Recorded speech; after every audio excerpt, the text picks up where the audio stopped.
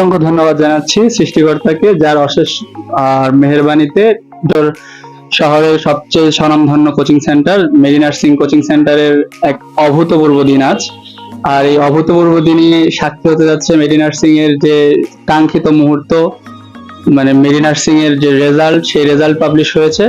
এবং আমরা আছি হচ্ছে আমাদের আজকের একজন স্টুডেন্টের সাথে, যে হচ্ছে সুমনা খাতুন, জাতীয় মেধায় 37তম হয়েছে। তো আমরা হচ্ছে আজকে কথা বলবো সুমনার সাথে। কেমন আছো সুমনা? জি ভাই, আলহামদুলিল্লাহ ভালো আছি। আপনি কেমন আছেন? জি আলহামদুলিল্লাহ, আমিও ভালো আছি। তো তোমার হচ্ছে রেজাল্ট পাওয়ার পূর্ব মুহূর্তের অনুভূতি কেমন ছিল? রেজাল্ট পাওয়ার পূর্ব মুহূর্তের অনুভূতিটা আসলে সকলের মতো আমারও ঠিক একই রকম ছিল। আমিও অনেক উদ্বিগ্ন ছিলাম আমার রেজাল্ট নিয়ে। পরীক্ষা দিয়ে এসে আমি যেমনটা আমার অনুভূতি হয়েছিল যে আমি হয়তো পারবো না, বা আমি আমার কাঙ্ক্ষিত সাফল্য অর্জন করতে পারবো না, কিন্তু রেজাল্ট দেওয়ার পূর্ব মুহূর্তে সেটা আরো দ্বিগুণ হয়ে উঠেছিল যে আমি হয়তো আমার সাফল্য অর্জনে ব্যর্থ হব।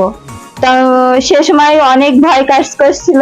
এমনটা মনে হচ্ছিল যে আমি হয়তো এখানে আমার জীবন থেমে যাবে, বা এখানে আমি সবকিছু থেমে যাবে, এরকমটা মনে হচ্ছিল। কিন্তু রেজাল্ট পাওয়ার পরে আমার মানে পুরো চিত্রটাই পাল্টে গেল। আমি খুবই খুশি হয়েছিলাম। মানে আমি ভাবতেই পারিনি আমি এমন একটা সফলতা অর্জন করতে পারবো। অনেক ধন্যবাদ। আচ্ছা, তোমার রেজাল্টের পিছনে তোমার বাবা মার তো অনেক ভূমিকা অবশ্যই আছে। তো আমরা হচ্ছে জানতে চাচ্ছি যে মেরি নার্সিং এর ভূমিকাটা কেমন ছিল আসলে তোমার রেজাল্টের পিছনে? আসলে কোনো মানুষের সফলতার পেছনে মা বাবার ভূমিকাটা বলে শেষ করা যায় না। তবে মেডি নার্সিং ভর্তি করেছিলাম, তার আমার সফলতার পিছনে অনেক সাহায্য করেছে।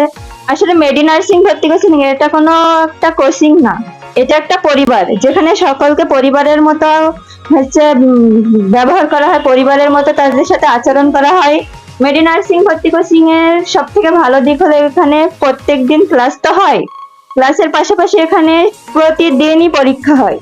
যেমন হচ্ছে প্রতি সপ্তাহে 6 দিন আমাদের পরীক্ষা, ক্লাস দুইটাই হয়, কিন্তু সপ্তাহের শেষে আমাদের একটা মেগা টেস্ট নেওয়া হয়, যেটা আমাদের পুরো নার্সিং ভর্তি পরীক্ষার অনুরূপ একটা টেস্ট নেওয়া হয়, যেটা অনেক ভালো, আমাদেরকে অনেক সাহায্য করেছে প্রস্তুতি নেওয়ার জন্য। অসংখ্য ধন্যবাদ। আচ্ছা, আরেকটা প্রশ্ন হচ্ছে যে যশোরে তো অনেক কোচিং সেন্টার আছে, অনেক ভাইয়া আলাদা ব্যাচ করে পড়ায়, কিন্তু তোমার কাছে কেন মনে হয় যে মেডি নার্সিং কেন, বা সেরা কেনই মেডি নার্সিং শুধুমাত্র? আমি মনে করি মেডি নার্সিং সেরা এই জন্যে যে হচ্ছে অন্যান্য কোচিং গুলো যশোরে, সেটা তাদের যশোর শাখা, কিন্তু যশোরে মেডি নার্সিং এটাই তাদের হচ্ছে হেড অফিস। এখানে তাদের নিজস্ব প্রশ্ন ব্যাংক আছে, নিজস্ব তাদের হচ্ছে ইট বই আছে, এবং তাদের নিজস্ব লেকচার শিট আছে, যেগুলো তারা স্টুডেন্টের চাহিদা মতো তারা হচ্ছে সেগুলো দিয়ে থাকে আমাদেরকে। এই জন্যই আমি মনে করি যে মেডি নার্সিং ভর্তি কোচিং যশোরের ভিতরে সব থেকে সেরা। অসংখ্য ধন্যবাদ। তো তুমি হচ্ছে তো চান্স পেয়ে গেছো, এখন তোমার হচ্ছে ভবিষ্যৎ পরিকল্পনাটা কি আসলে, মানে তুমি নার্সিং পড়াশোনা শেষ করে বা নার্সিং পড়ে আসলে কি করতে চাও? তোমার তো দেশের জন্য বা হচ্ছে সমাজের জন্য একটা ভূমিকা অবশ্যই আছে, অবদান আছে। তো তুমি এখন মানে তোমার পরবর্তী পরিকল্পনাটা কি? আসলে আমার ছোট থেকে ইচ্ছা ছিল যে আমি একজন নার্স হব। আর নার্স হওয়ার আগে আরেকটা ইচ্ছা ছিল যে মা বাবার জন্য কিছু করার।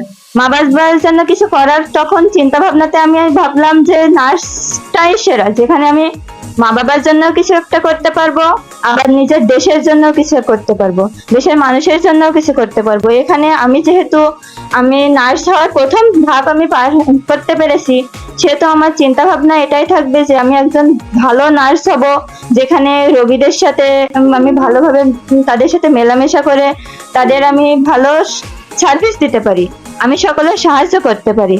আর হচ্ছে নার্সিং পেশাটাকে আমি চেষ্টা করব আরো ভালো করার, যেহেতু হচ্ছে দেশের অনেকেই নার্সিং পেশাটাকে খুব খারাপ চোখে দেখে।